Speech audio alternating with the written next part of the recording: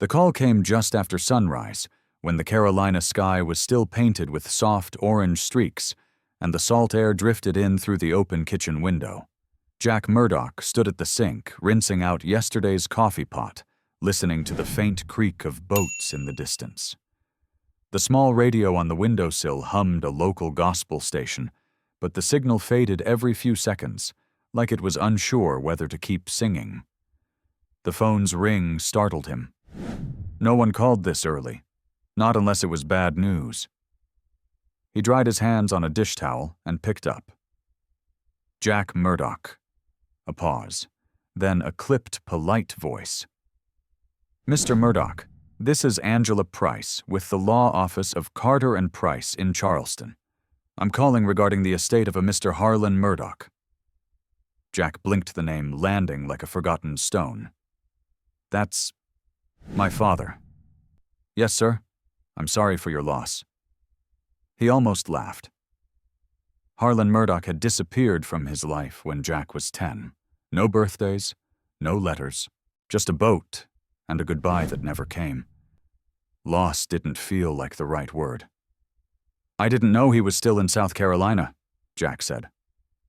We believe he passed 2 months ago peacefully aboard a vessel registered under his name. He left behind a legal will naming you as his sole heir. Jack's stomach tightened. He left me something, yes. A 1967 sailing yacht. The Lorraine. It's currently moored at the Low Tide Marina in Beaufort. There are a few personal effects as well, and the slip is paid through the end of the quarter. I can email the documents for transfer of ownership. He stared at the empty kitchen table. One chair missing a leg, a bowl of cereal soggy from Rosie forgetting it on her way out the door this morning. The fridge was making that rattling sound again. A yacht, I don't understand, Jack muttered. He left me a boat. That's correct. No money, no apology, just a relic floating in a marina he couldn't afford to visit. All right, he said finally. Send the paperwork. After the call ended, Jack stood still for a long time, one hand gripping the edge of the counter. Outside, the sound of gulls cut across the morning stillness. Somewhere down the road, a lawn-mower started up. The normal rhythm of the world continued while something in him began to shift. The Lorraine. He hadn't heard that name since he was a boy. It was the name Harlan gave everything he loved. The boat. The storm lantern he kept by the dock. Even the old dog that followed him around back then. He looked toward the hallway where Rosie's bedroom sat quiet and closed. She'd be back by 3, and he still had work at the salvage yard. But his mind had already left. Drifted south down the coast toward Beaufort and the rusted-out ghosts tied to forgotten docks. By the time he pulled into Low Tide Marina 2 days later, the sun was dipping low and casting long shadows over the water. Rosie leaned against the car door, squinting at the rows of boats. She had a juice box in one hand, and the same skeptical expression she used when he made grilled cheese too crispy. Is that it? She asked, pointing to a sleek white catamaran. Jack smiled. Not unless your grandfather won the lottery and never told us. They parked by the main office, a faded trailer that looked like it hadn't been updated since the 80s. Inside, an older woman sat at the desk, flipping through a ledger book with a pencil tucked behind one ear. Her hair was silver pulled back in a long braid, and her eyes were sharp and clear. You must be Murdoch's boy, she said, looking up. You've got his chin. Jack hesitated. And you are May Caldwell. I manage the marina. Knew Harlan for, well, longer than I care to admit. We weren't close, not in the end, but I always kept a slip for him. Out of habit, I guess. She reached behind her and pulled a key from a metal hook. Slip 22. Far dock end of the line. He took the key, felt the weight of it. Was he here long enough to make people wonder what he was hiding?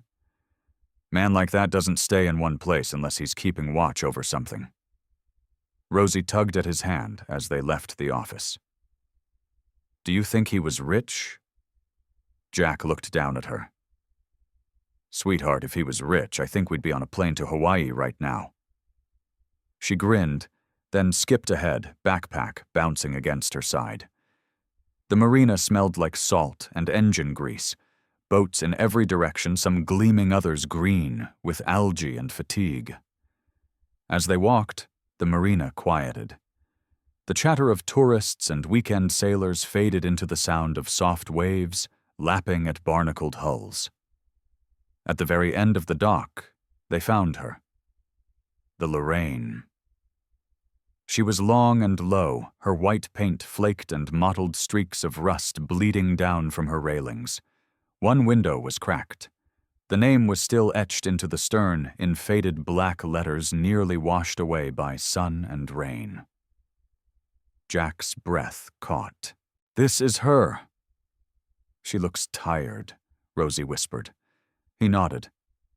"So did your granddad, far as I remember." They climbed aboard carefully. The gangplank groaned under their weight.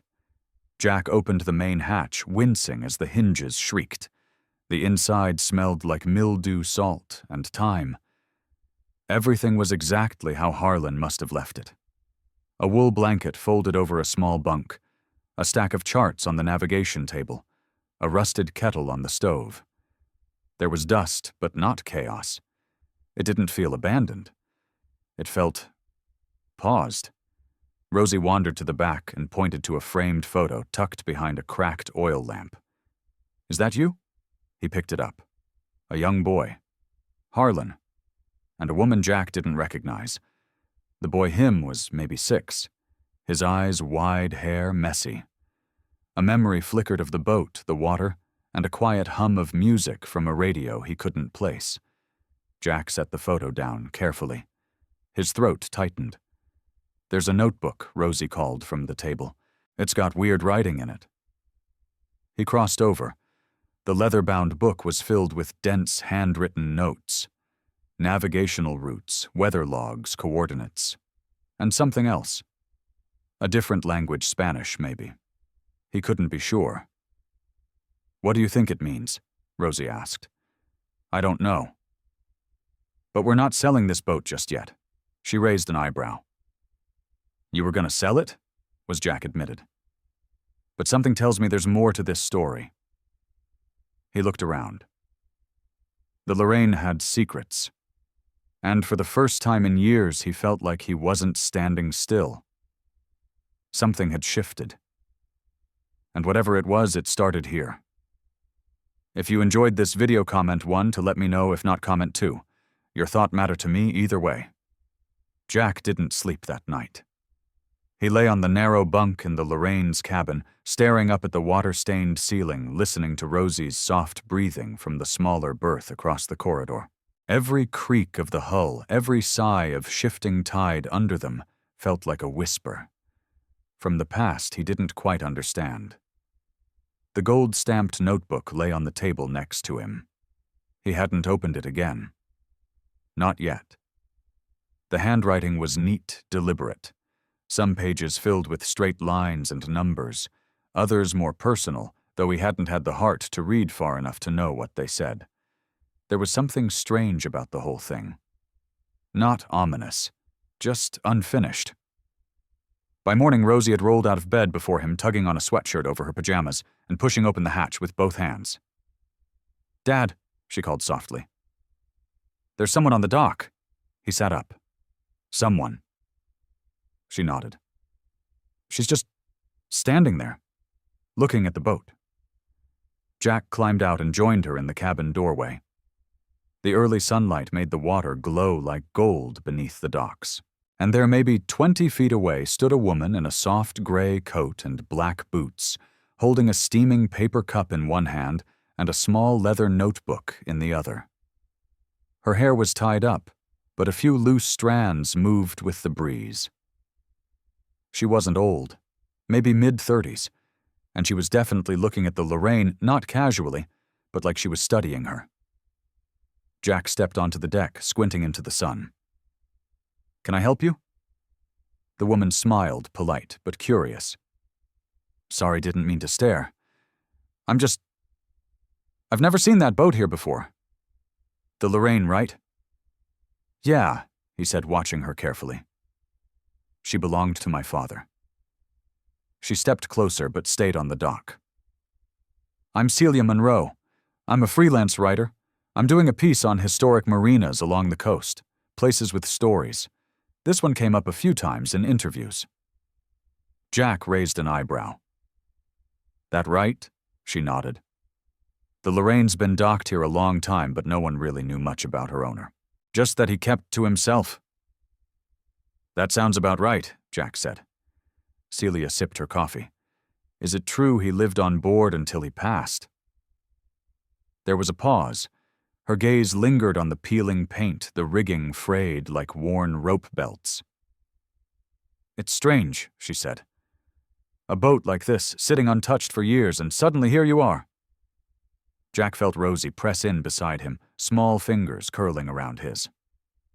I'm not looking to sell, he said quickly. She looked surprised. Oh, I didn't mean no, I'm not a buyer. Just curious. Jack studied her a moment longer, then softened his tone. Sorry. It's been a strange few days. Celia smiled again this time, a little more gently. I imagine it has. If you ever want to talk about him or the boat, I'm staying up at the Driftwood Inn, just down the road. He gave a polite nod, and she turned to go, her boots clicking softly against the dock. Rosie watched her until she disappeared behind the marina office. She seems nice, she said. Jack said nothing, just looked back toward the harbor. A few boats were moving now, owners preparing to head out for the day. A breeze picked up, rustling the yellowing pages of the logbook on the cabin table. The gold seal shimmered faintly. He went back inside and opened it again.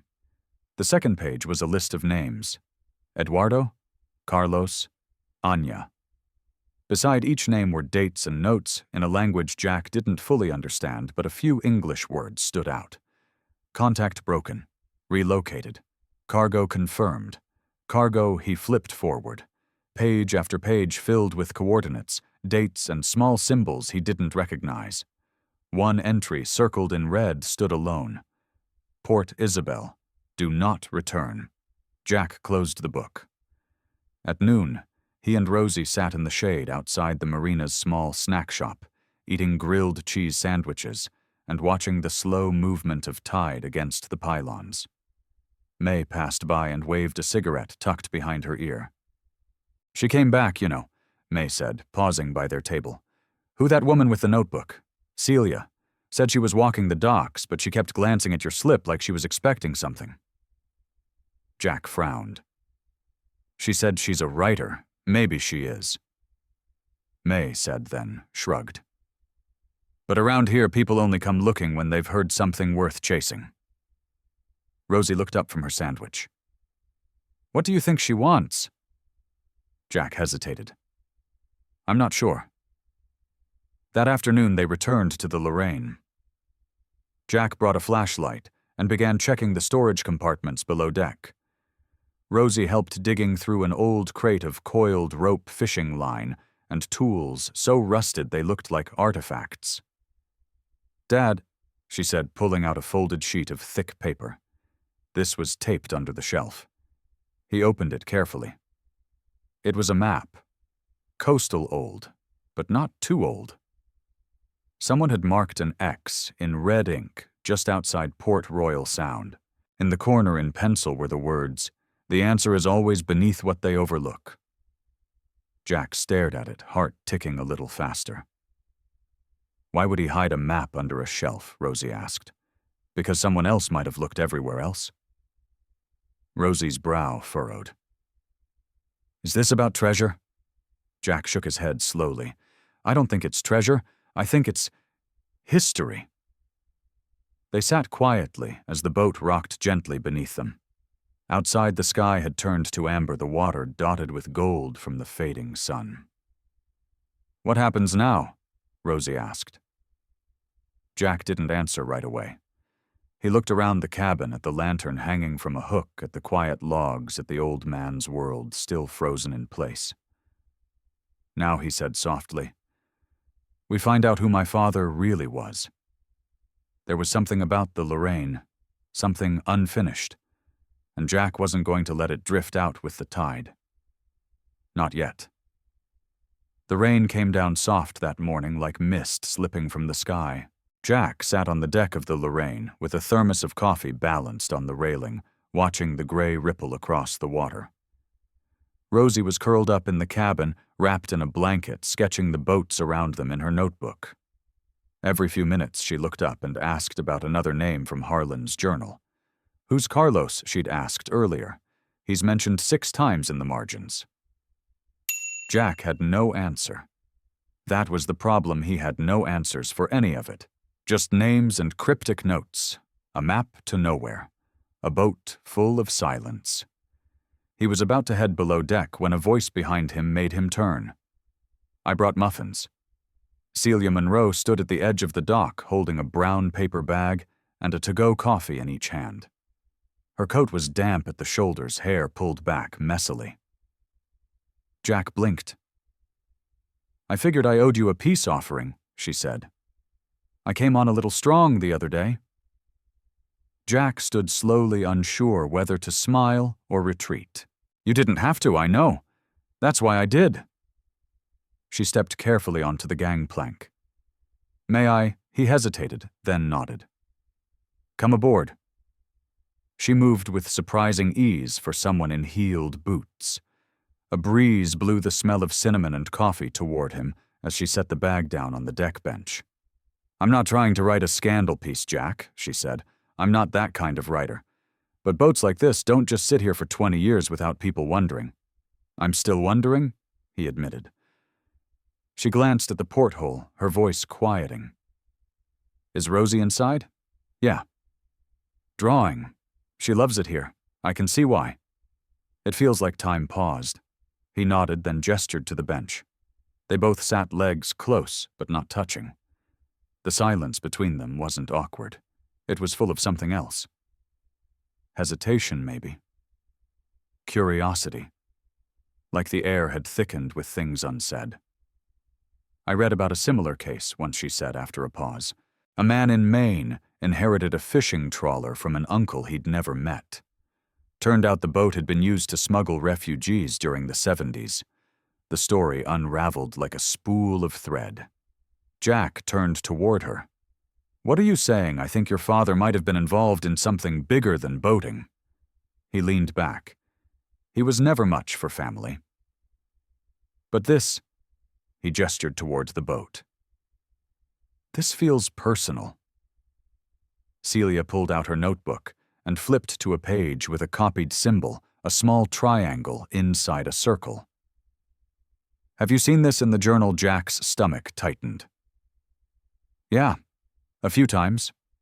"What is it?" "I think it's a mark used during the Cold War. Not official. But used by groups moving sensitive assets documents, sometimes people, sometimes money."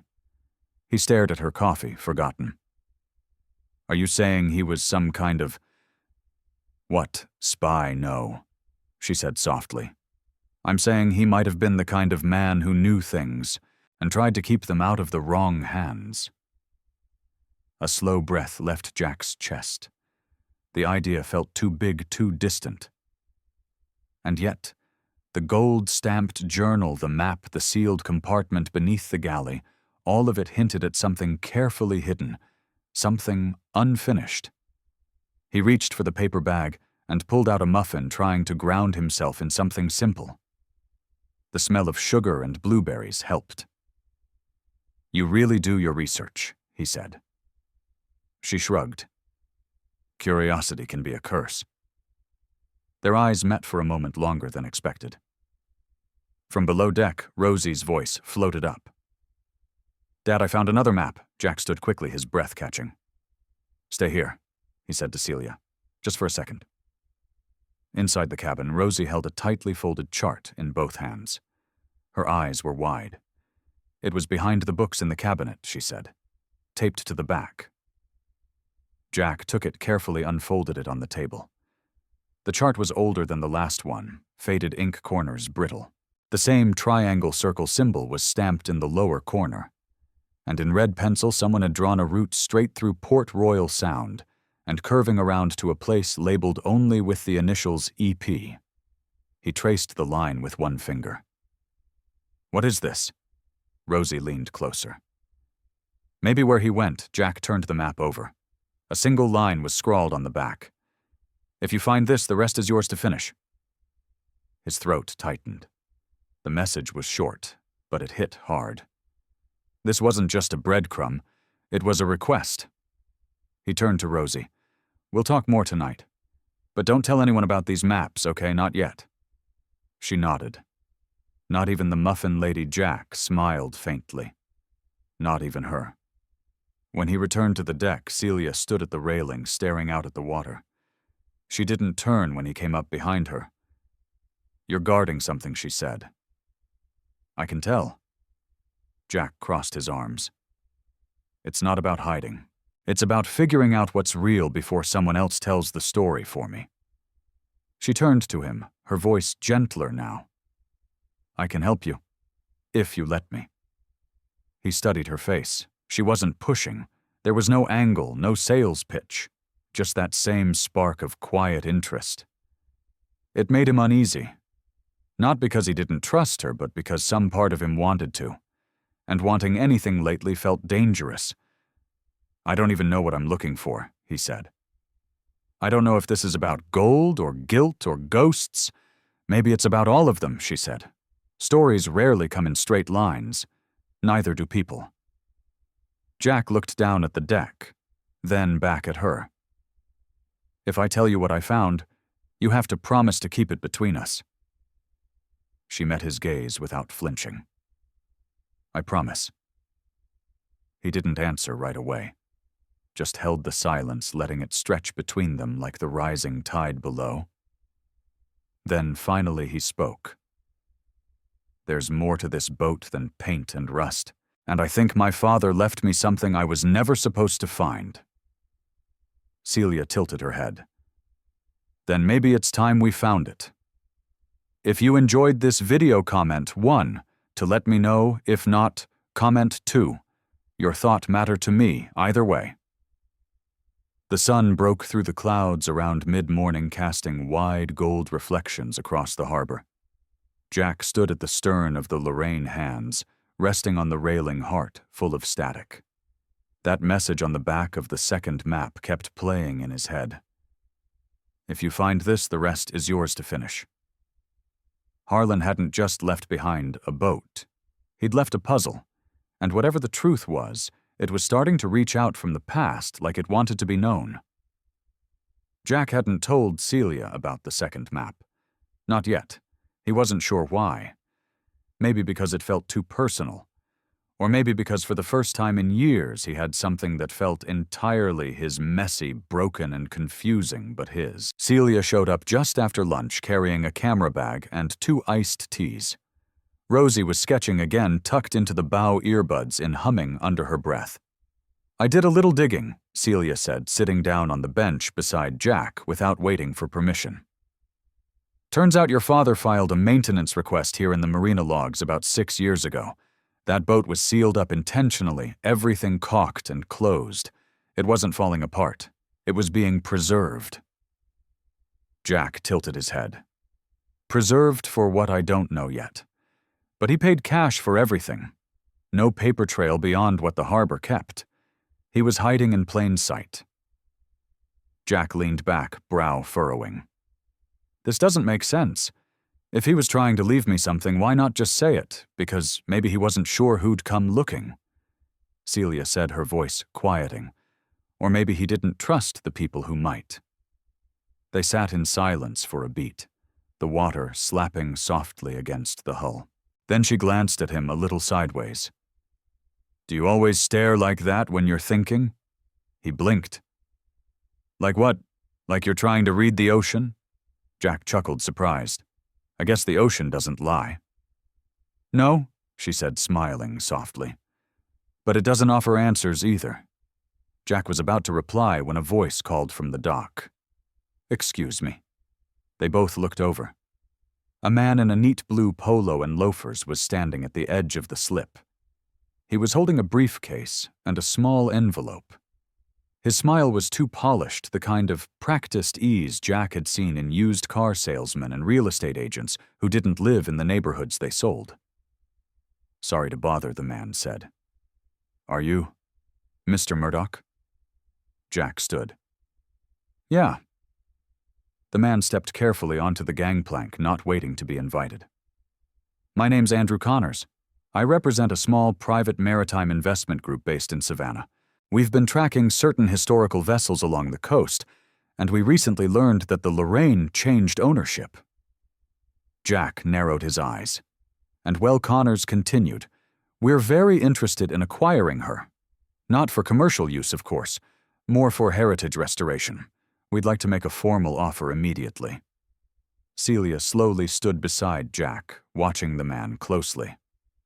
"I'm not looking to sell," Jack said flatly. Connors smiled as if Jack had said something adorable. Totally understandable.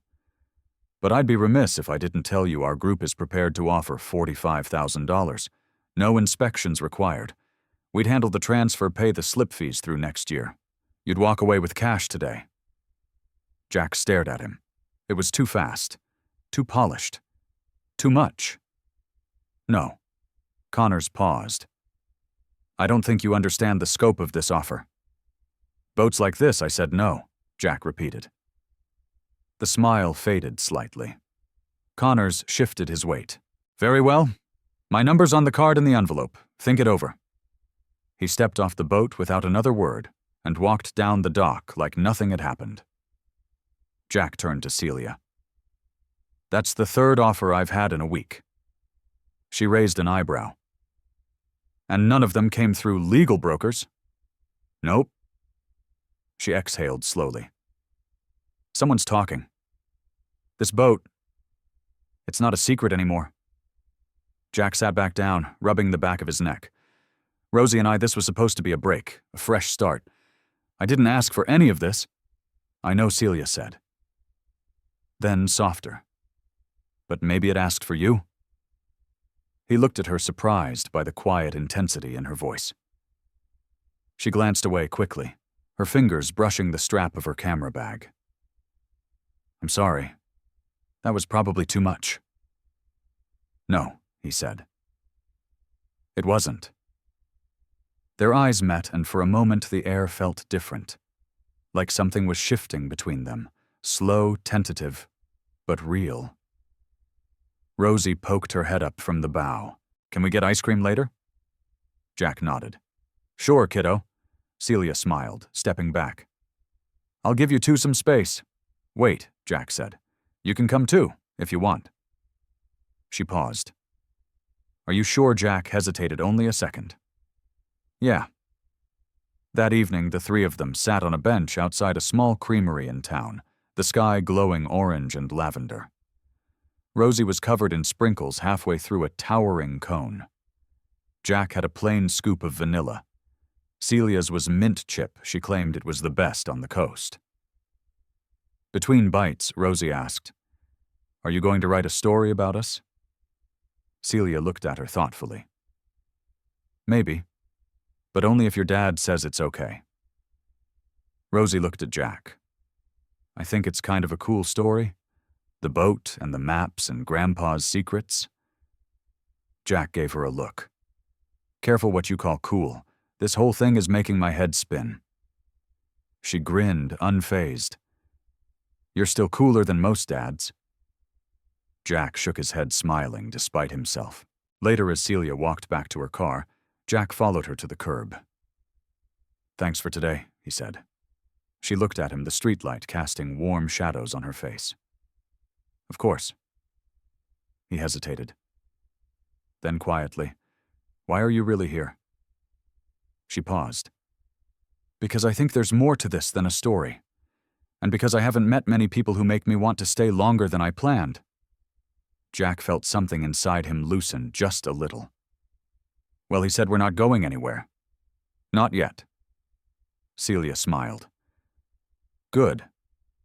As she drove off, Jack stood on the curb, watching her taillights disappear. The envelope Connors had left was still in his pocket.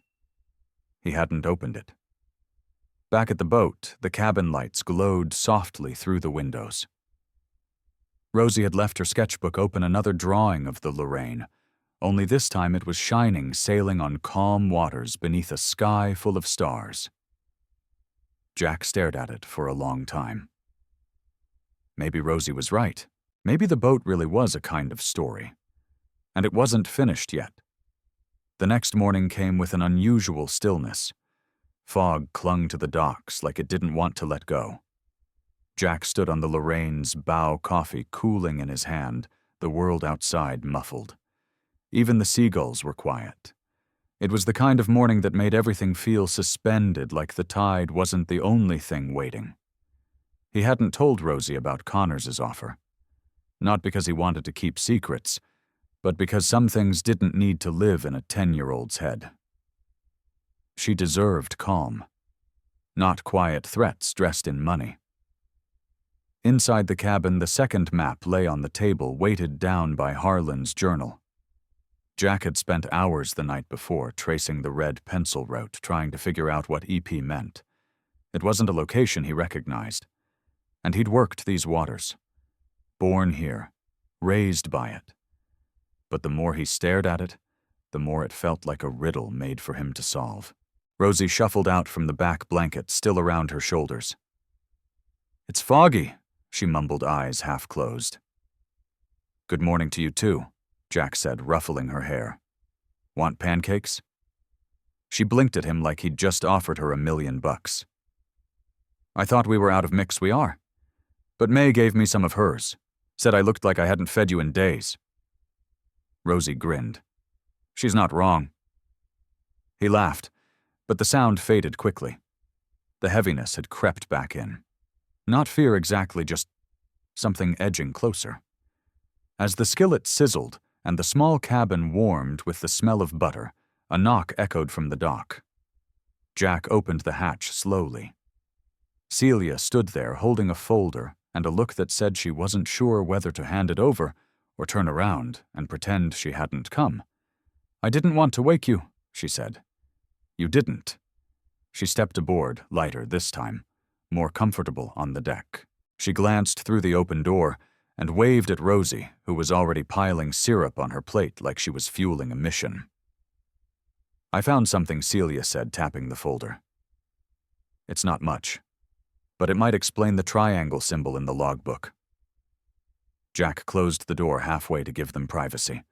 The fog swirled around the boat like smoke. She handed him the folder. "It's an old article, Local Archives, from 1982. He flipped it open.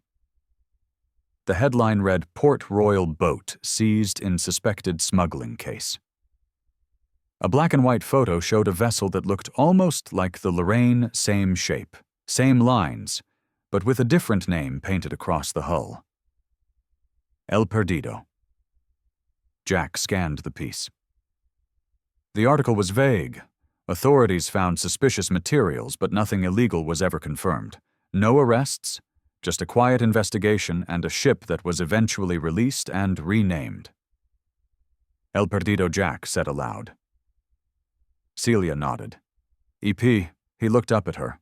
"You think the Lorraine was the El Perdido? I think your father renamed her after whatever happened in 1982, probably to bury the past." Jack stared at the article. Why keep the same boat? Because he couldn't let go, or because he was protecting what was still hidden?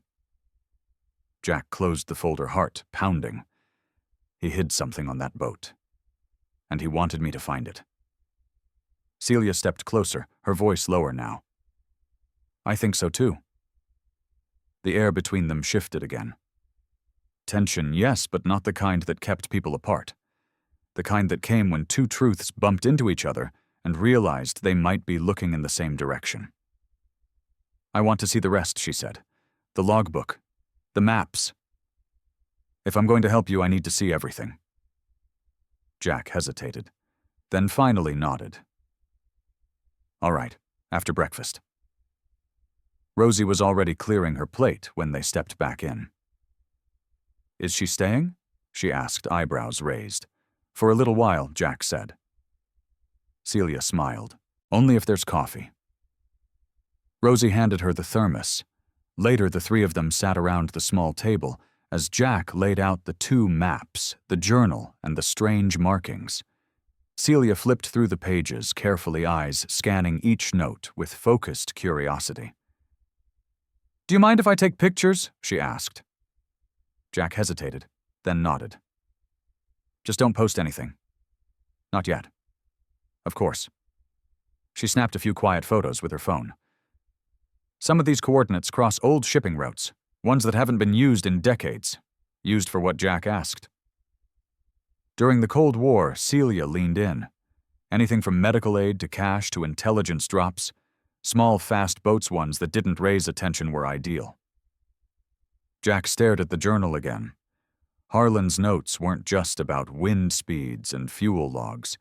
They were a record, a pattern, a code written in plain sight. Then Rosie said something that made both adults freeze. "Why don't we just check the secret storage?" Jack turned to her. "What secret storage?" She shrugged. "The side panel under the bench. It's loose. I saw it when I dropped my pencil last night." Jack stood instantly, heart hammering. "Show me." Rosie led them to the bench that ran along the starboard side of the cabin. She knelt, pressed her fingers into the lower panel, and it gave way just slightly. Jack joined her, feeling along the edge. He caught a hidden latch. Click. The panel swung open. Inside was a narrow compartment about 4 feet deep. Wrapped in old canvas and sealed with waxed rope were rectangular bundles, at least a dozen. Jack reached in and pulled one out. It was heavier than it looked. Celia leaned closer as he peeled back the canvas. Inside, under layers of oilcloth, was a metal case. He clicked it open. Inside, stacked neatly, were gold bars. Real gold. Stamped with unfamiliar markings, Spanish lettering, bank seals. Jack sat back on his heels, stunned. Rosie stared wide-eyed. "Is that real?" He nodded slowly. "Yeah." "It's real," Celia whispered. "Oh my God." Jack turned to her, his voice barely audible. This was what he was hiding, all these years. Celia looked at him, her expression unreadable. "This isn't just old money. This is history, and depending on where it came from, it could be evidence of something massive." Jack swallowed hard. Now what Rosie asked. Jack looked at the gold, then at his daughter, then at Celia. The weight of it wasn't just physical. It pressed down on everything. Memory, truth, legacy. "I don't know yet," he said. But the tide had shifted, and there was no turning back. Jack didn't sleep that night. Not really. He lay in the darkened cabin listening to Rosie's steady breathing and the slow creak of the Lorraine shifting with the tide. Every time he closed his eyes, all he could see were those gold bars neatly stacked, untouched for decades, each one stamped with a past that didn't belong to him. The weight of it had settled into his chest. Not the gold, but the choice. He sat up quietly, swung his legs over the edge of the bunk, and moved to the galley where the journal still sat open on the table. He ran his fingers over the page. It was Harlan's handwriting, unmistakable, steady, almost formal. "AP, trust only what you can carry." He whispered into the empty cabin. "What were you carrying?" Dad, just after dawn, he walked to the marina office. May was already there, flipping through the day's work orders, a pencil tucked into her messy bun. She looked up, surprised. "You're up early." Jack leaned against the doorway. "I've got a question for you, and I need you to be straight with me." May raised an eyebrow. "Always am. You knew my father better than most. Did he ever mention Venezuela? Or anything about this boat being different?" She set down her clipboard. "You want the short version or the truth?" Jack's silence was answer enough. May sighed, then poured herself a coffee. Your dad didn't talk much, but he watched. Always watching. There was a stretch in the 80s when he'd disappear for months at a time. Said he was helping friends. Folks who didn't have a flag didn't want one. He brought back scars, Jack. Not the kind you see. Jack leaned in. Did anyone else ever ask about the boat? May's eyes darkened. 2 years ago? Man in a suit, southern accent real polished, asked if the Lorraine was for sale, offered double market value in cash. I told him it wasn't. He said something strange before he left. What he said, that boat belongs to the dead, but the living still owe a debt. Jack stared at her, the air thinning. You remember his name? May nodded, said it twice. David Chen. Back at the Lorraine, Rosie was up and halfway through a bowl of cereal. Celia sat beside her, flipping through the journal again. She looked up when Jack stepped in, her face pale. Jack. This gold, it's not just money. I think it's part of a missing reserve shipment from Venezuela. It disappeared in 1968 during a military coup. There were rumors for years. People thought it was smuggled out on fishing boats, maybe even small yachts like this. Jack felt the words sink in like cold water. Why would Harlan have it? I don't know. But if your father was involved even on the edge of it, this isn't just inheritance. It's a legacy with a paper trail. Rosie looked between them. Are we in trouble? Jack crouched in front of her. Not yet. But we need to be careful. Celia leaned in. Someone already came with an offer. There will be more. People who want this kept quiet. Jack stood restless. I don't want Rosie caught in the middle of this. Celia looked at him, her voice soft. Then we get ahead of it. They spent the afternoon cataloging what they found, photographing each bar, documenting serial numbers, and carefully rewrapping everything. Rosie helped Sirius in a way Jack hadn't seen before. She didn't ask questions. She just moved with quiet determination. As the sun began to dip, a note appeared tucked into the hatch door. No name, no address, just a single line. The wrong hands are already watching. Choose wisely. Jack read it twice, then handed it silently to Celia. Her face hardened. We need to talk to someone neutral, someone outside this. You mean the police know, someone who understands international law, someone who won't sweep this under a rug. Jack looked at her. You know someone. She hesitated. An old friend from when I was working overseas. She's with an independent repatriation group. If this gold is what I think it is, they'll know how to trace it safely. Do it. That evening, Jack sat on the deck, watching the last of the light fade into the water. Celia joined him, carrying 2 cups of tea. She handed him one and sat beside him, knees just brushing his. You okay? She asked. Jack exhaled. No, but I'm thinking clearer than I have in years. She smiled faintly. That's something. They watched the water for a while. The marina was quiet, the breeze soft. I used to think my father walked away from us because he didn't care, Jack said quietly. But now I think he was carrying something he couldn't put down. Celia nodded. And maybe he thought the only way to protect you was to stay gone. Jack looked over at her, really looked.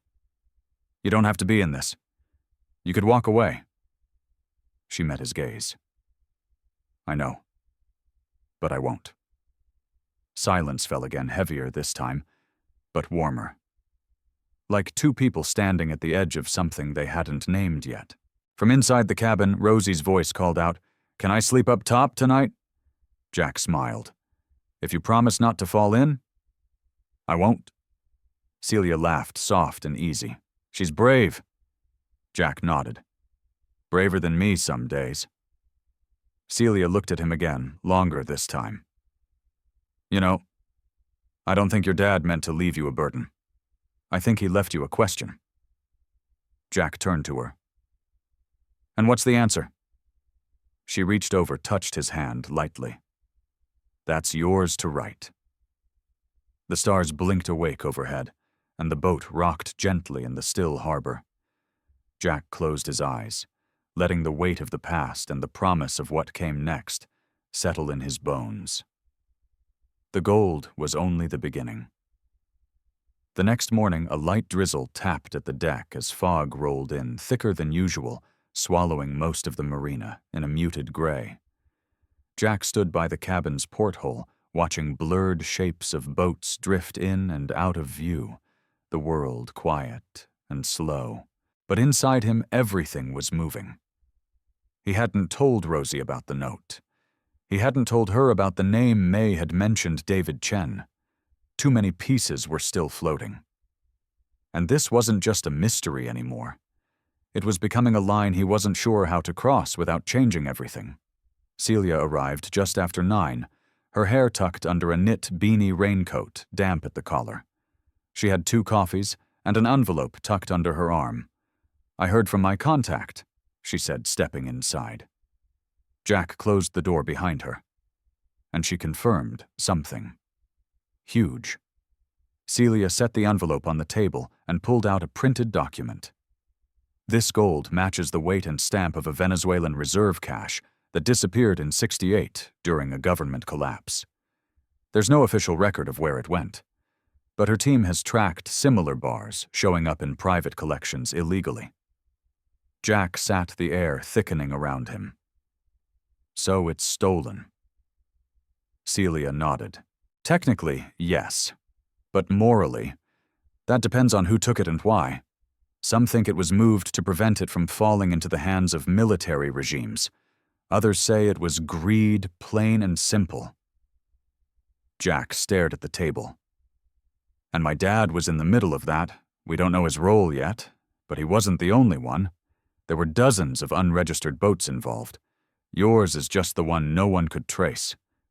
Until now." Rosie popped her head out from the sleeping berth, rubbing her eyes. "Is it raining again?" Jack stood and smiled. "Yeah. Good day for indoor things." She grabbed her sketch pad and sat next to Celia. "Are you staying long?" "If it's all right with your dad," Celia said gently. Rosie looked at Jack. "I like when she's here. She makes things feel less weird." Jack let out a quiet laugh. "All right then." But he couldn't shake the feeling something was coming. That note on the door hadn't just been a warning. It was a signal. Celia glanced at him. "There's something else. A contact she mentioned, Clarence Dale, former Coast Guard, worked here in Beaufort back in the '80s. She said he might have crossed paths with your father during the height of all this." Jack's eyes lit up. "That name sounds familiar. I think he and Harlan had a falling out years ago. Would he talk to you? If he's still breathing, maybe?" Celia gave a small smile. "He owns a bait shop out near the tidal flats. She said he's hard to talk to. But he remembers everything. I'll find him." She stood. "I'll come with you." Jack raised an eyebrow. "You sure you're not the only one invested now, Jack?" Rosie looked up from her sketch. "Can I come?" Jack thought for a moment. "Maybe not today, Bug. I need you to stay here with May, just for a little while." She frowned, but nodded. "You promise it's not dangerous?" He knelt beside her, brushing a hand across her hair. "I promise. It's just questions. Nothing more." An hour later, Jack and Celia pulled into a gravel lot behind a weathered building with a crooked sign, "Clarence's Tackle and Bait." The paint was faded, and the porch sagged like an old man's back, but there was a soft yellow glow inside, and a slow country tune playing from a dusty radio. Jack opened the door. The bell above gave a tired jingle. A man stood behind the counter, silver hair pulled into a short ponytail, thick glasses perched low on his nose. He looked up, squinting. "Help you?" Jack stepped forward. "Clarence Dale depends on who's asking. I'm Jack Murdoch, Harlan's son." Clarence didn't move, didn't blink, just stared. Then finally he said, "I figured you'd show up eventually." Jack blinked. "You knew Clarence," nodded once. "Saw your name on the marina register last week. Knew that boat would bring something with it." Jack stepped closer. "I need answers. About him. About what he did." Clarence didn't speak for a long time. Then he pulled out a folding chair from behind the counter and motioned for Jack to sit. He didn't offer one to Celia, but she remained standing, quiet and alert. "Your father was one of the smartest men I ever met." Clarence began, voice low. Didn't talk much, but he saw everything. And when things started going south in '68, he was one of the few who didn't run. He tried to fix it, to protect people. Protect them from what Jack asked, from who Clarence corrected. There were people trying to move gold, yes, but not for profit. They were trying to keep it from falling into the wrong hands. Your father was a courier, trusted, because he never asked for anything. No cut, no credit. Jack felt his chest tighten. "So, what went wrong?" Clarence looked at him. He kept some of it. Not for himself, for leverage. Said if it ever came back around, it could keep his family safe. Celia stepped forward. "Who's looking for it now?" Clarence shook his head. "Different names. Same hunger. People like Connors. They're scouts. They offer cash up front, but what they really want is silence." Jack leaned in. "Someone left a note. Said we were being watched." Clarence's eyes narrowed. "Then they're getting nervous. They'll push harder now. Not with threats, with pressure. They'll make you doubt yourself. Doubt your right to any of it." Jack stood. "So what do I do?" Clarence pulled a slip of paper from his pocket, scribbled an address. "You go see this woman. Margaret Royce. She's with the U.S. Historical Repatriation Board. She'll verify the bars. Quietly. You show her what you've got, and she'll tell you what you're carrying." Jack took the paper, feeling the weight of it. As they turned to leave, Clarence called out, "Your dad wasn't trying to vanish, Jack. He was trying to give you something real, something clean, even if the world around it wasn't." Jack nodded once. "Thank you." Outside, the air had cleared. The drizzle stopped, and the road shimmered under soft light. Celia looked at him. "You okay?" "No," Jack said, honestly. "But I know what comes next." She reached for his hand, and this time he didn't pull away. They stood there for a moment, just a moment, as the world kept turning quietly around them. Then Jack looked back toward the town, the boat, the gold still hidden beneath its floorboards. The truth was rising, and they were going to meet it head on.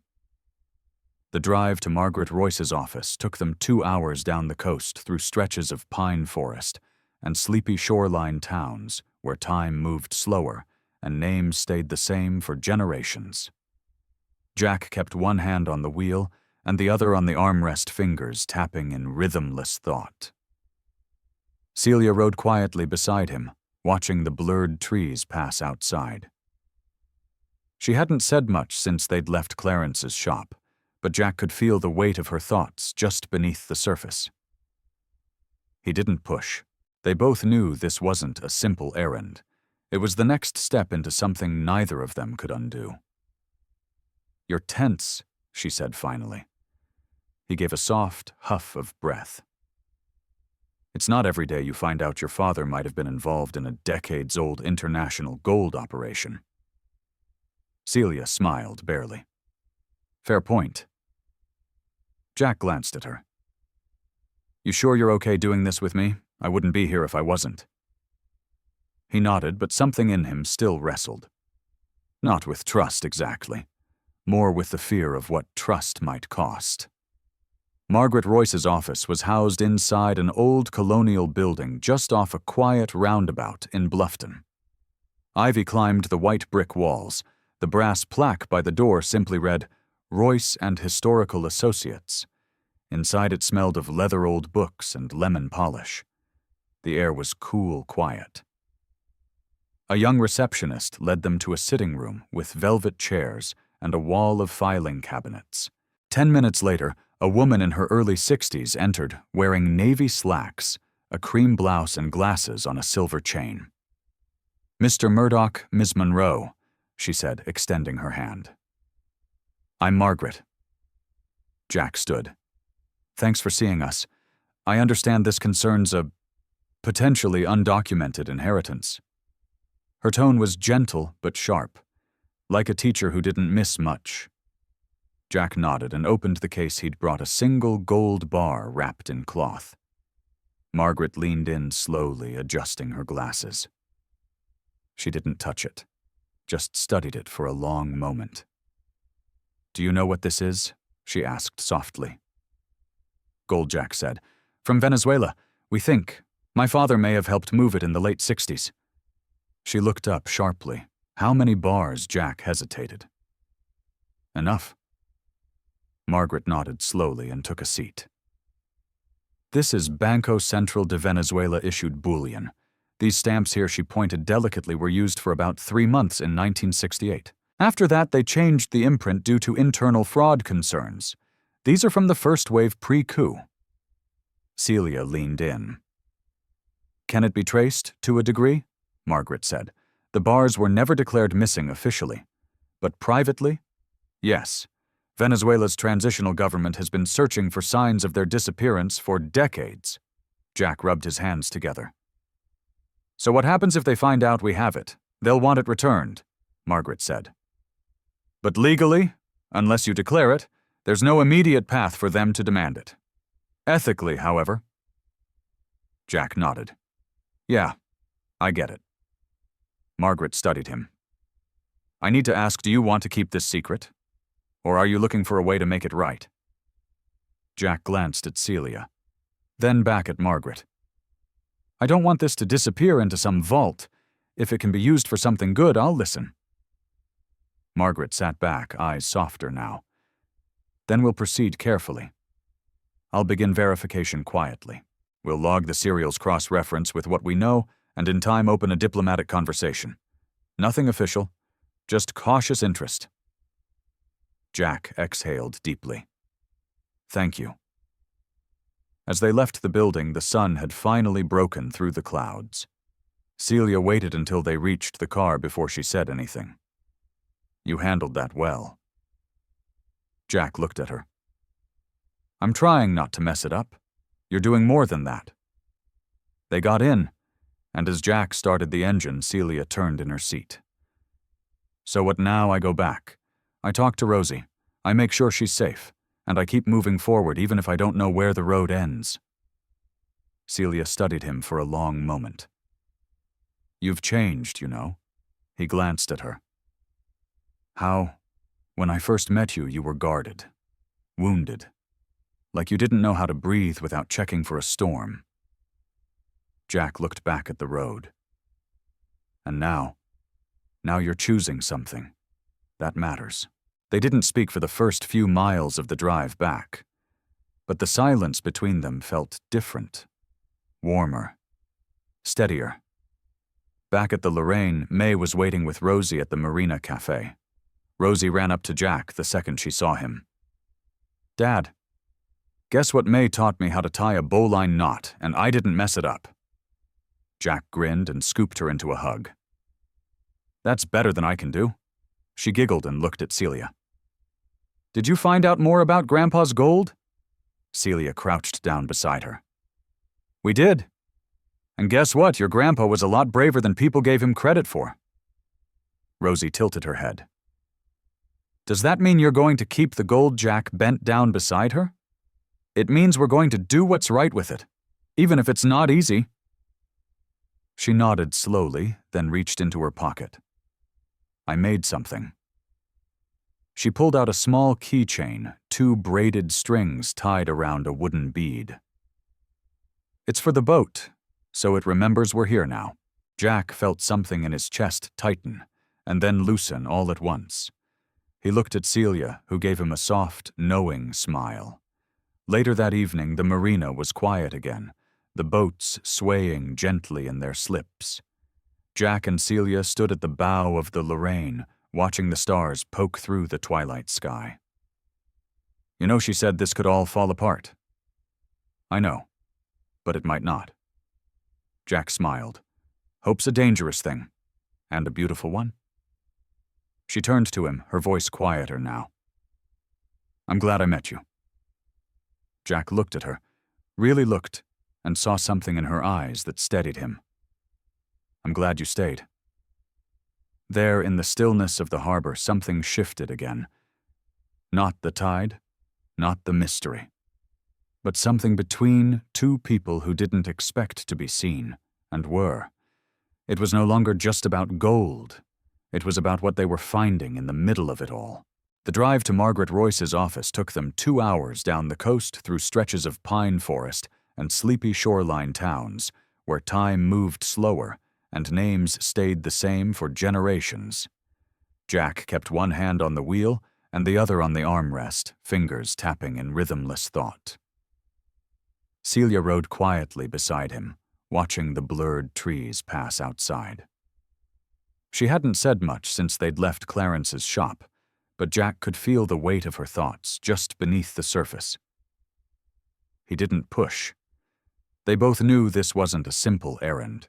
It was the next step into something neither of them could undo. "You're tense," she said finally. He gave a soft huff of breath.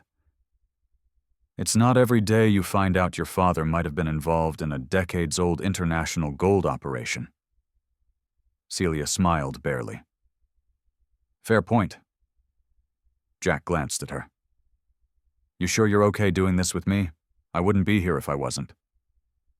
He nodded, but something in him still wrestled. Not with trust exactly, more with the fear of what trust might cost. Margaret Royce's office was housed inside an old colonial building just off a quiet roundabout in Bluffton. Ivy climbed the white brick walls. The brass plaque by the door simply read, "Royce and Historical Associates." Inside it smelled of leather-old books and lemon polish. The air was cool quiet. A young receptionist led them to a sitting room with velvet chairs and a wall of filing cabinets. 10 minutes later, a woman in her early 60s entered, wearing navy slacks, a cream blouse and glasses on a silver chain. "Mr. Murdoch, Ms. Monroe," she said, extending her hand. "I'm Margaret." Jack stood. "Thanks for seeing us. I understand this concerns a potentially undocumented inheritance." Her tone was gentle but sharp, like a teacher who didn't miss much. Jack nodded and opened the case. He'd brought a single gold bar wrapped in cloth. Margaret leaned in, slowly adjusting her glasses. She didn't touch it, just studied it for a long moment. "Do you know what this is?" she asked softly. Goldjack said, "From Venezuela." "We think. My father may have helped move it in the late 60s. She looked up sharply. "How many bars?" Jack hesitated. "Enough." Margaret nodded slowly and took a seat. "This is Banco Central de Venezuela issued bullion. These stamps here," she pointed delicately, "were used for about 3 months in 1968. After that, they changed the imprint due to internal fraud concerns. These are from the first wave pre-coup." Celia leaned in. "Can it be traced to a degree?" Margaret said. "The bars were never declared missing officially, but privately, yes. Venezuela's transitional government has been searching for signs of their disappearance for decades." Jack rubbed his hands together. "So what happens if they find out we have it?" "They'll want it returned," Margaret said. "But legally, unless you declare it, there's no immediate path for them to demand it. Ethically, however," Jack nodded. "Yeah, I get it." Margaret studied him. "I need to ask, do you want to keep this secret, or are you looking for a way to make it right?" Jack glanced at Celia, then back at Margaret. "I don't want this to disappear into some vault. If it can be used for something good, I'll listen." Margaret sat back, eyes softer now. "Then we'll proceed carefully. I'll begin verification quietly. We'll log the serial's cross-reference with what we know, and in time open a diplomatic conversation. Nothing official, just cautious interest. Jack exhaled deeply. Thank you. As they left the building, the sun had finally broken through the clouds. Celia waited until they reached the car before she said anything. You handled that well. Jack looked at her. I'm trying not to mess it up. You're doing more than that. They got in, and as Jack started the engine, Celia turned in her seat. So what now? I go back. I talk to Rosie. I make sure she's safe, and I keep moving forward even if I don't know where the road ends. Celia studied him for a long moment. You've changed, you know. He glanced at her. How? When I first met you, you were guarded, wounded, like you didn't know how to breathe without checking for a storm. Jack looked back at the road. And now you're choosing something. That matters. They didn't speak for the first few miles of the drive back. But the silence between them felt different, warmer, steadier. Back at the Lorraine, May was waiting with Rosie at the Marina Cafe. Rosie ran up to Jack the second she saw him. Guess what? May taught me how to tie a bowline knot and I didn't mess it up. Jack grinned and scooped her into a hug. That's better than I can do. She giggled and looked at Celia. Did you find out more about Grandpa's gold? Celia crouched down beside her. We did. And guess what? Your grandpa was a lot braver than people gave him credit for. Rosie tilted her head. Does that mean you're going to keep the gold? Jack bent down beside her. It means we're going to do what's right with it, even if it's not easy. She nodded slowly, then reached into her pocket. I made something. She pulled out a small keychain, 2 braided strings tied around a wooden bead. It's for the boat, so it remembers we're here now. Jack felt something in his chest tighten and then loosen all at once. He looked at Celia, who gave him a soft, knowing smile. Later that evening, the marina was quiet again, the boats swaying gently in their slips. Jack and Celia stood at the bow of the Lorraine, watching the stars poke through the twilight sky. You know, she said, this could all fall apart. I know, but it might not. Jack smiled. Hope's a dangerous thing, and a beautiful one. She turned to him, her voice quieter now. I'm glad I met you. Jack looked at her, really looked, and saw something in her eyes that steadied him. I'm glad you stayed. There in the stillness of the harbor, something shifted again. Not the tide, not the mystery, but something between 2 people who didn't expect to be seen, and were. It was no longer just about gold. It was about what they were finding in the middle of it all. The sun rose slow and gold over the harbor the next morning, casting a warm hue over the Lorraine's weathered deck. Jack stood barefoot, cup of black coffee in hand, watching the soft roll of waves touch the hull like a reminder, gentle but persistent. He hadn't slept much. Again. The encounter with Mason Teller kept replaying in his mind. That man wasn't bluffing. He knew too much, and he'd said just enough to stir doubt. Inside, Rosie was still asleep, bundled in blankets. The keychain she made now hung proudly from a hook beside the cabin door. Celia had stayed late again, helping Jack finish their recorded story, one they'd send to Margaret today. They were close to going public, but close didn't feel safe. It felt exposed. Celia appeared just after 8, walking up the dock with her usual tote bag and a tired but focused look in her eyes. Morning, she said, stepping onto the boat. Jack offered a small smile. You're up early. She dropped her bag near the table. Didn't sleep much. He motioned toward the coffee pot. You're not alone. They sat across from each other at the galley table as the boat creaked and settled around them.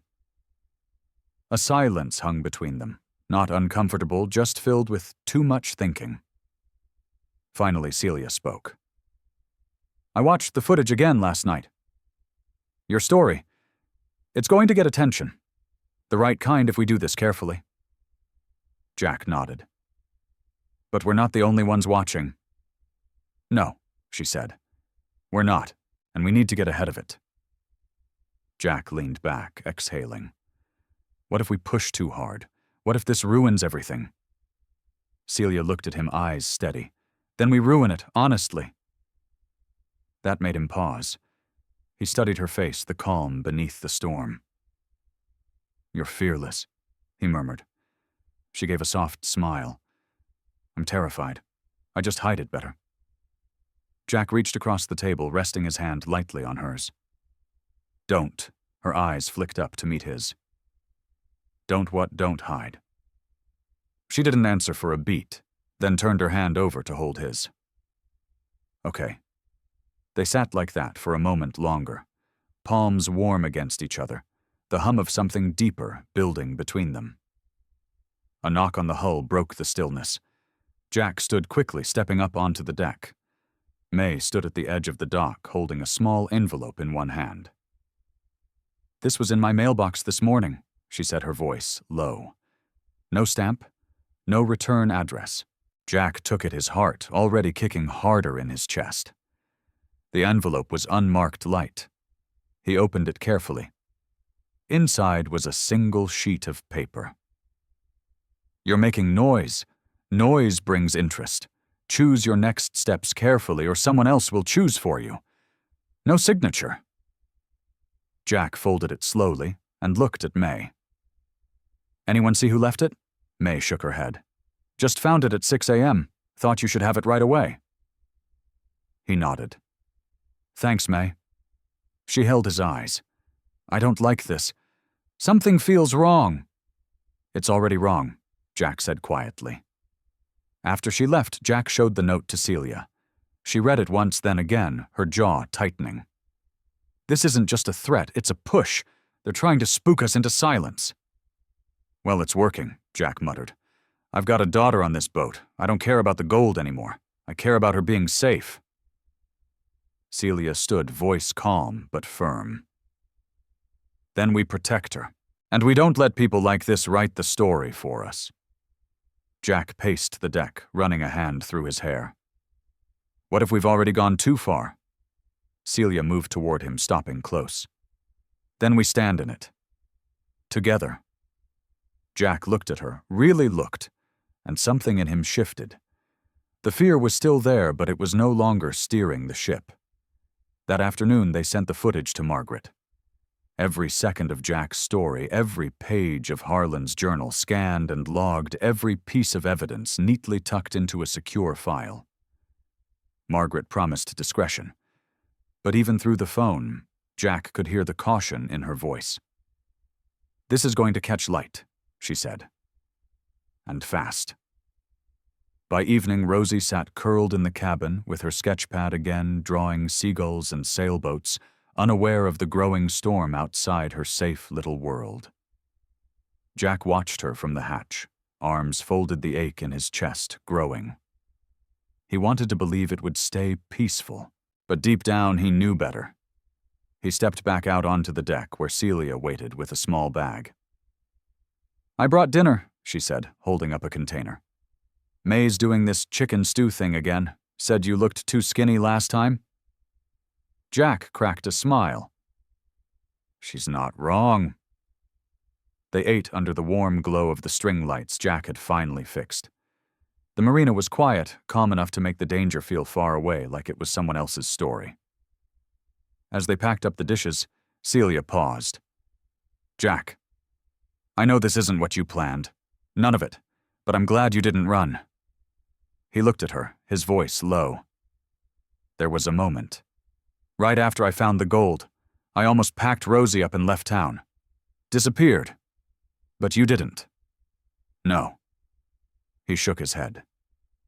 Because for the first time in a long time, I felt like I was doing something that mattered. She stepped closer. You are. There was a silence then, thick and pulsing with something unspoken. Jack reached up and tucked a loose strand of hair behind her ear. "You've changed everything." Celia didn't pull away. "So have you."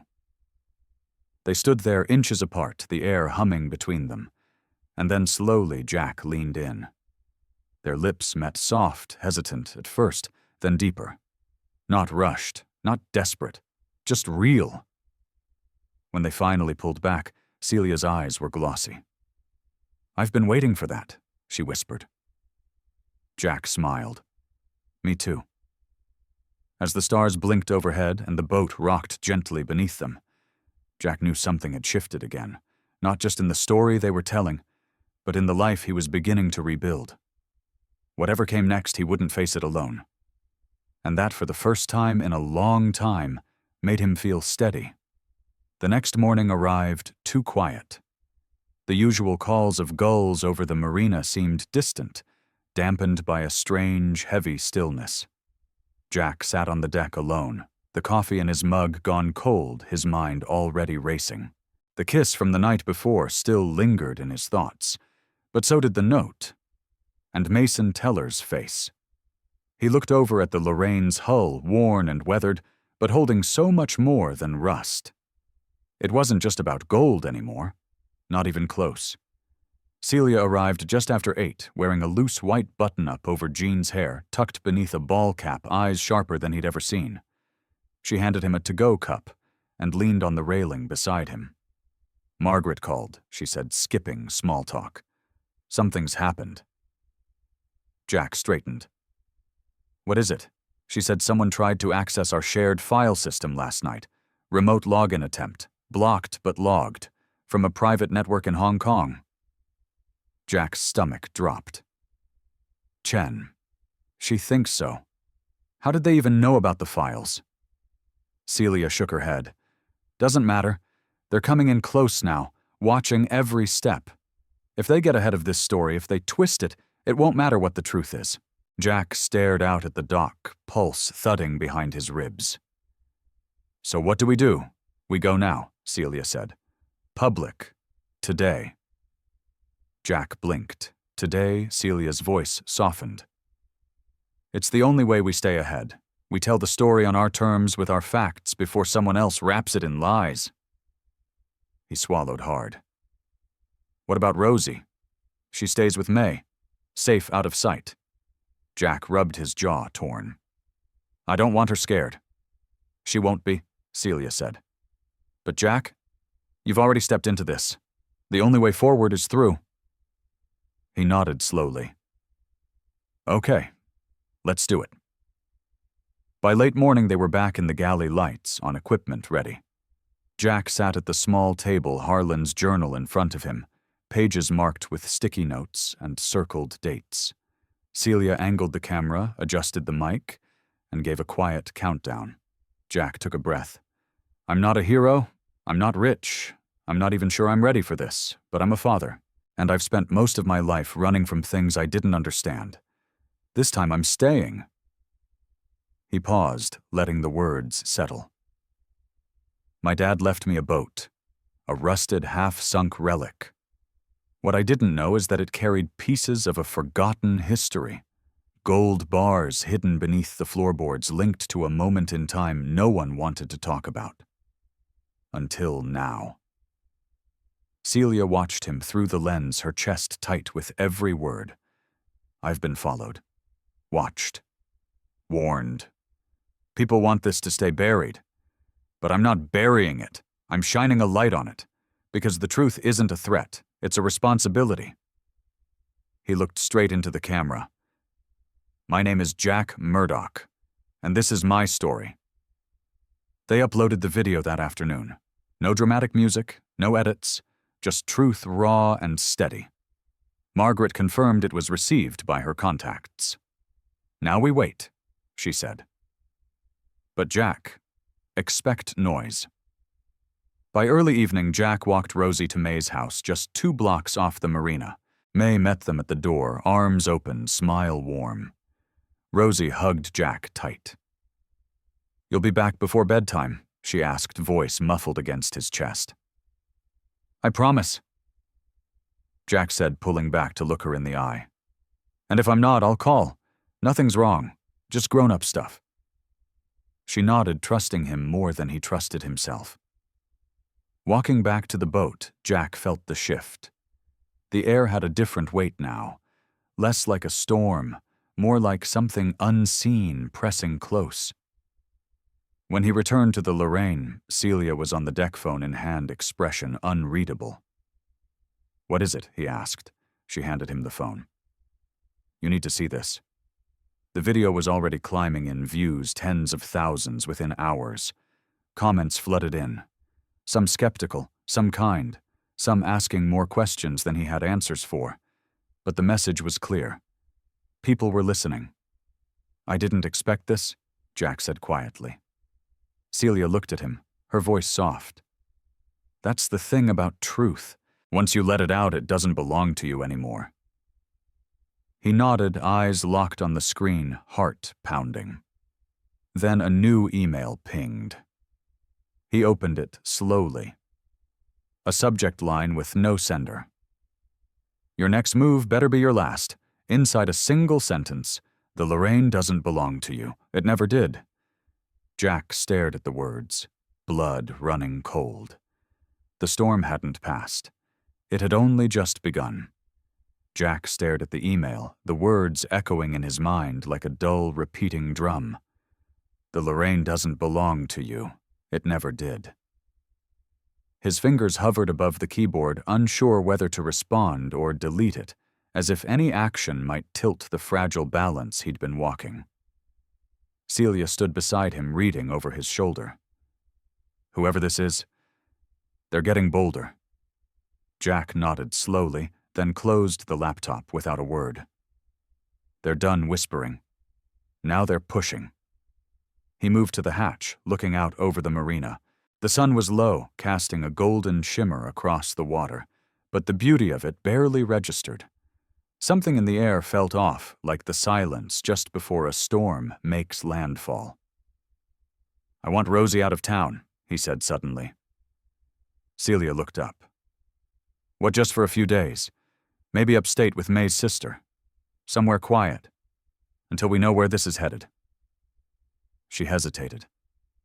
"Jack, are you expecting something to happen? I don't know what to expect anymore, but I can't take chances. Not with her." Celia nodded, her voice low. "I'll talk to May." Inside the cabin, Rosie was packing her backpack, humming softly to herself as she folded her favorite sweatshirt. Jack leaned against the doorframe and watched her. How small she still looked in the growing shadow of all this. How bright. "Hey, kiddo." She looked up, smiling. "We're going on a trip, just for a few days. May's sister has a farm. You'll see chickens, maybe even some goats." Rosie's eyes lit up. "Can I bring my sketchbook?" "Absolutely."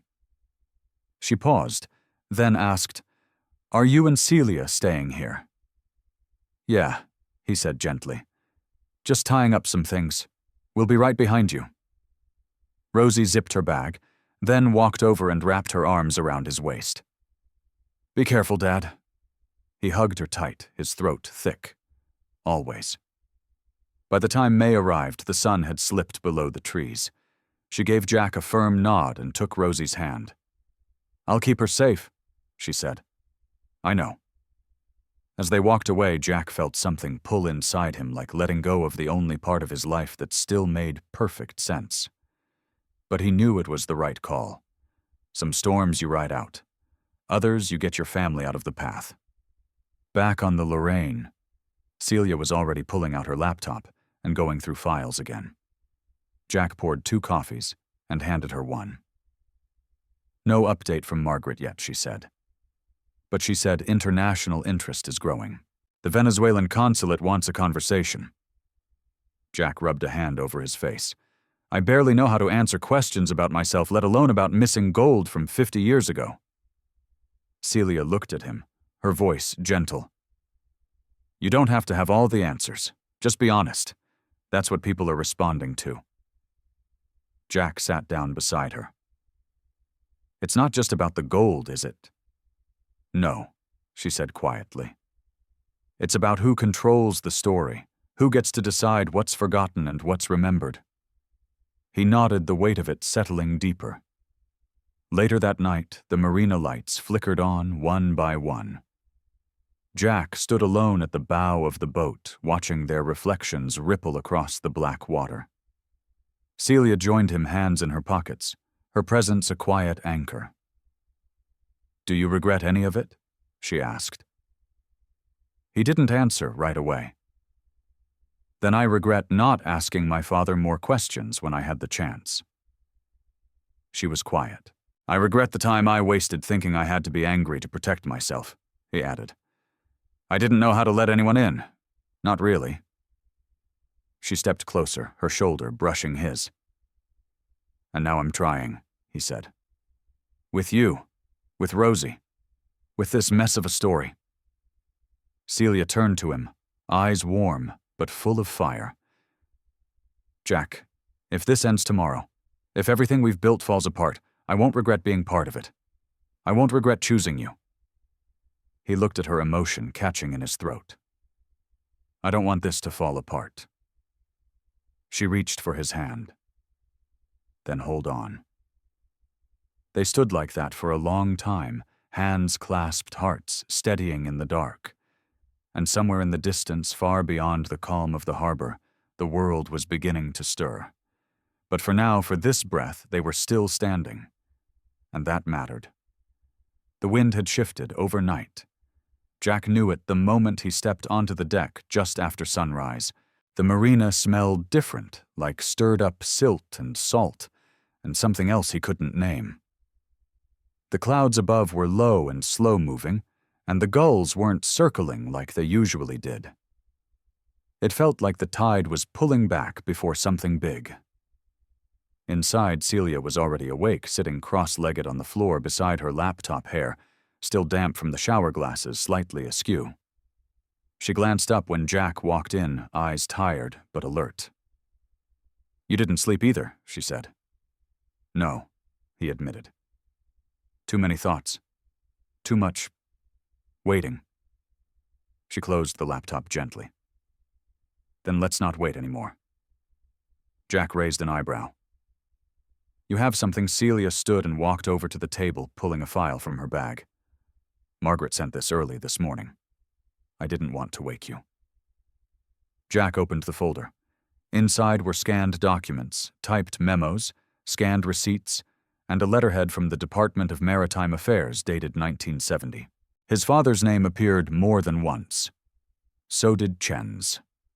She found a trail, Celia said. Legitimate paperwork connecting Harlan to a shipping job on a Venezuelan vessel. It wasn't just a side gig. It was contracted, government adjacent. That changes everything. Jack looked up from the papers. "So he wasn't smuggling, he was delivering," she said, under someone else's orders. "And then the cargo vanished, or more likely it was rerouted." Jack rubbed the back of his neck. "And now 50 years later, I'm standing in the fallout." Celia came closer. "Jack, if this proves true, you're not a thief.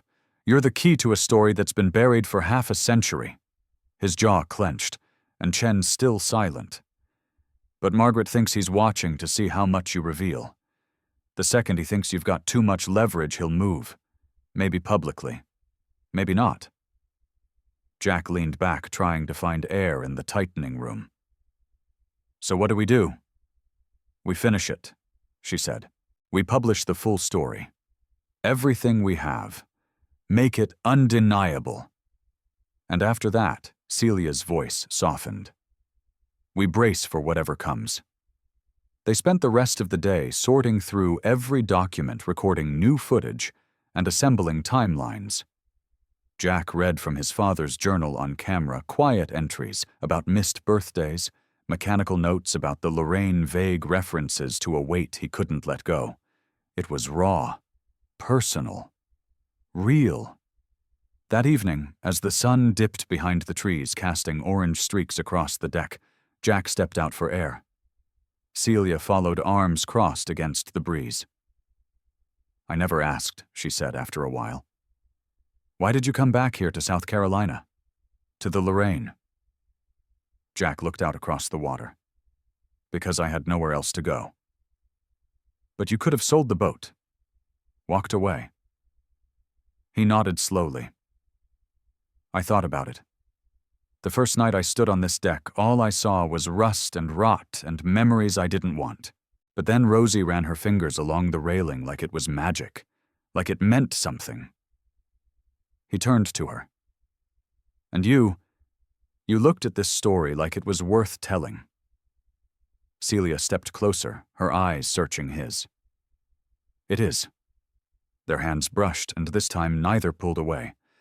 I've spent my whole life thinking I had to fix everything on my own, Jack said, voice low. But this... I can't do this without you. You're not, she whispered. For a long moment the world quieted around them. Just the gentle creak of the dock and the faint call of a bird somewhere in the trees. Everything else, the gold, the threats, the storm circling them, fell away. Then Celia said, "The final upload is scheduled for 9 a.m. tomorrow. Once it's live, there's no turning back." Jack nodded, steady. "Good." She looked up at him. "Are you ready?" "No," he said honestly. "But I'm not running." A beat passed. Then she smiled, small and sure. "Then neither am I." They stood there together as the last of the light disappeared, two figures caught in the middle of a story bigger than either of them expected. But somehow right where they were meant to be. Whatever came next, they'd face it together. The morning after the legal claim hit, Jack stood on the Lorraine's deck as the harbor buzzed to life around him. Boats humming, gulls calling, someone yelling for coffee on the other dock. The world spun on like nothing had changed. But everything had. He was no longer just a mechanic, a single dad trying to make rent on a leaky boat. He was the center of a story that reached back 50 years and had just pulled the curtain off an international secret. And now that secret had a price. Celia climbed aboard carrying 2 paper bags and a hopeful smile. "I got your favorite. Is it coffee strong enough to wake the dead and breakfast sandwiches with actual eggs?" Jack chuckled, accepting both like lifelines. They sat on the deck legs, dangling over the side, unwrapping food they barely touched. "They really think they can take her," Jack finally said, looking back at the boat like it was a person. Celia nodded. "They're banking on fear, on wear down. They think if they push hard enough, you'll fold." He stared out at the horizon. "They don't know this boat. They don't know what it's carried, what it's built." "You're not alone in this," she said gently. "Margaret's team filed the response this morning. Public record. It's going to court, Jack. But you've got support. Donations have started coming in. Historians, boat builders, even families of crewmen who served on that same shipping line." Jack turned to her. "What happens if I lose?" Celia held his gaze. "Then you still told the truth.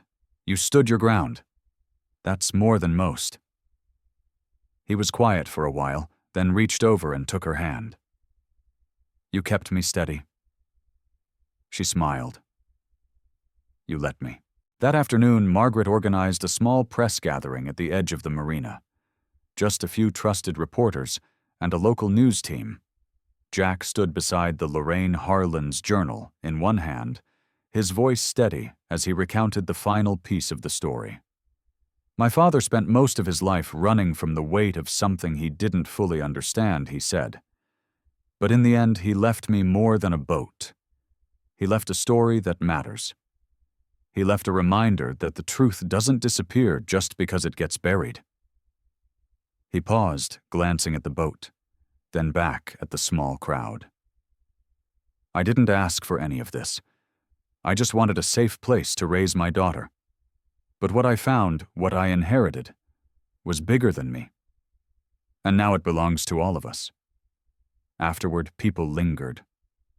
A woman handed Jack a folded letter. A man who once served in the Coast Guard asked if he could see the deck.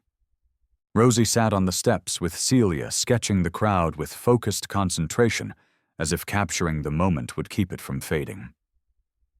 As the sun lowered and the marina quieted again, Margaret pulled Jack aside. Chen's legal team withdrew the claim. He blinked. What official word is lack of jurisdiction? Unofficially, she smiled. Too much heat. Too many eyes. They don't want the scrutiny. They thought you were alone. You weren't. Jack felt something in his chest loosen something that had been knotted tight for years. Thank you, he said, the words catching. Margaret nodded. You did the work, Jack. You honored the truth. By twilight, the Lorraine rocked gently in its berth, and everything felt still. Not silent, not empty, just full in a quieter way. Celia joined him at the bow, barefoot, a breeze lifting her hair. Rosie slept below deck, the sketchbook tucked beneath her arm. She's safe, Celia said. So are you.